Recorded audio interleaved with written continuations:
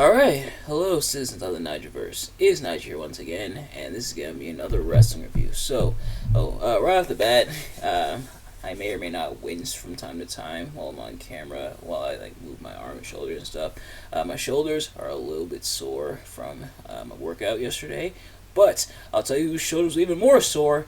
AJ Styles having to try to carry SmackDown in 2017, but will he be able to best the Beast at Survivor Series? Let's find out. I'm talking about Survivor Series 2017, the phenomenal AJ Styles battling the Beast, Brock Lesnar. I cannot do it like Paul Heyman, but as always, I'm not professional wrestling reviewer, analyst, just a man who enjoys a good time, which I definitely had with this match. Definitely, even though some of the other aspects of this year, in particular Survivor Series, when I say this year I mean 2017, even though some other aspects of that Survivor Series weren't really the best, this was still a really solid match. This was definitely very much a shining star. So let's find out why. Let's get right into it. So if you've seen these reviews of mine before, you kind of already know how this works. If you haven't, I'm going to be talking about what I liked and what I disliked about the match. So starting with what I liked.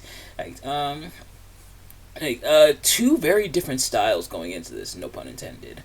So AJ Styles is a bit on the smaller side, at least compared to Brock Lesnar.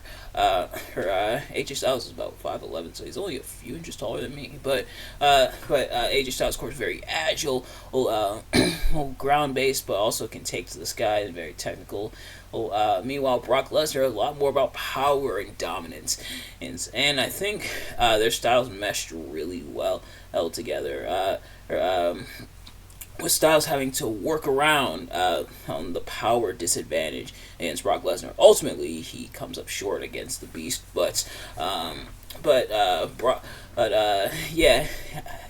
getting to see him really take it to Brock Lesnar, such as going after the leg or some spots on the outside, and including a phenomenal forearm to the outside and then one to the inside of the ring, and then even the calf pressure, and to see Brock Lesnar respond in kind. For example, the first portion of the match, with Brock Lesnar really dominating before Styles really gets going and mounts his comeback. Or how Brock Lesnar gets out of the calf crusher by slamming Styles down. That moment was funny, but it was also pretty cool. So pretty much allowing their styles to their styles almost conflict, but they kind of do conflict, but they also complement each other, and both men definitely make it work. Styles still looks good in defeat. He brings it to Brock Lesnar, and they would do something similar the next year at Survivor Series when Brock Lesnar took on Daniel Bryan, and I feel like this is the match that both Kofi Kingston and Ricochet should have had against Brock Lesnar. So Brock Lesnar, which ironically, actually never mind. So Brock Lesnar took on Kofi Kingston in the SmackDown premiere in 2019, the SmackDown on Fox premiere in 2019, where Kofi lost in 9 seconds, or I think it was 17 seconds. Either way, it sucked for the WWE Championship, which brought an end to that reign. And thanks for all your hard work, Kofi. And then Brock Lesnar just dominated Ricochet in a minute at a Super Showdown in 2020. Both of those matches should have been a lot more like this one. Smaller guys who, yes, have the size disadvantage, yes, have the strength disadvantage, but showing creative ways to work around the size and strength of Brock Lesnar. And Dan Bryan would do it the next year, but AJ Styles also did it this year as well, really taking it to Brock Lesnar. Showing that he can really match up with the Beast.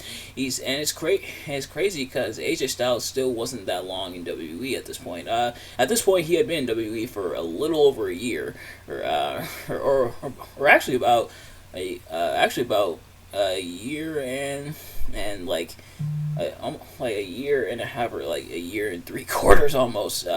Of course, AJ Styles debuted at the Royal Rumble in 2016.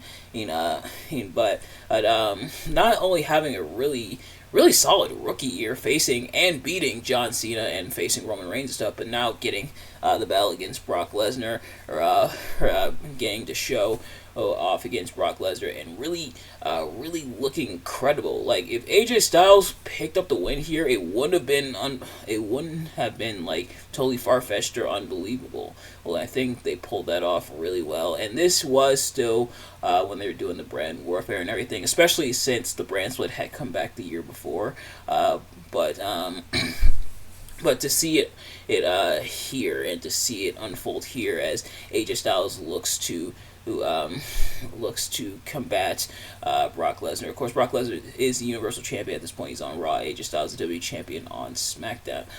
But yeah, so trying to see AJ Styles was pretty much fight against the odds, and that was really the story that was told throughout the match. AJ Styles overcoming the odds, overcoming the size and strength of the Beast Incarnate. Ultimately unsuccessful, but still looked really good in that regard.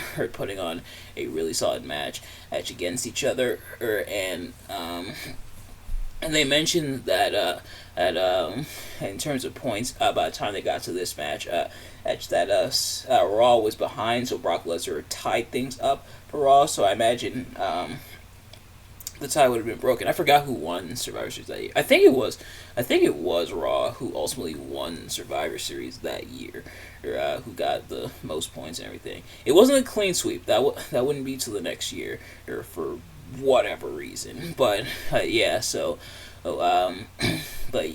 AJ bring it to Brock, and I don't think we could ask for anything more. Like, honestly, Styles getting the win probably would have been the cherry on top, but you know what? The cake is still good without the cherry.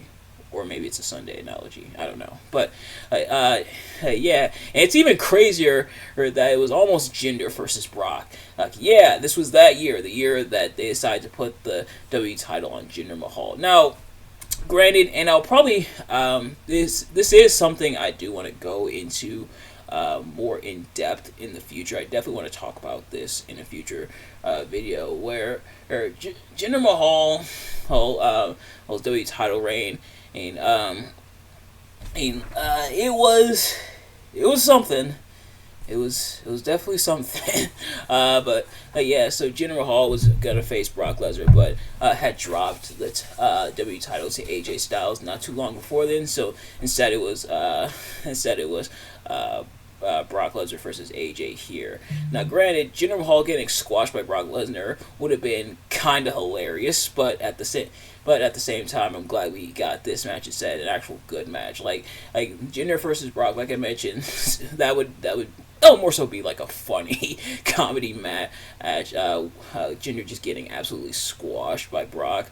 Although I don't know, considering that they were kind of trying to push him as a big deal at this point, but otherwise, yeah. But we instead got a really fantastic, really solid match here. If I did have to find something to dislike, about the match, I think having that first part with Brock dominating, yeah, Brock dominating makes sense. But I think it went on a little bit too long. I wish AJ might have come back just a tad bit earlier, or to combat Brock Lesnar. But obviously, you know, it makes sense. AJ ultimately succumbing to the size and strength disadvantage. I'm not disputing that. But I do wish it wasn't quite as drawn out as that opening part. And the commentary was what it was. There's 4 people on the commentary desk this time. You had Michael Cole, Todd Phillips, Booker T, and Byron Saxton. In terms of commentary, I don't mind them, but all 4 was a tad bit excessive, at least for my liking. But yeah, otherwise still a really solid, fantastic match. Match was this one. Definitely recommend, definitely check it out. But nevertheless, that is going to do it for this review. Thank you all so much for watching. I hope you enjoyed. If you did, please do me a favor: like, comment, subscribe, share with your friends, turn on post notifications so you know every time I upload a video, so you can see as soon as it drops. Let me know in the comments below your thoughts on the match in my review. Did you like to select the match? Did you like to select my review of the match? Let me know. Thank you all so much for watching, and I will see you guys later. Peace.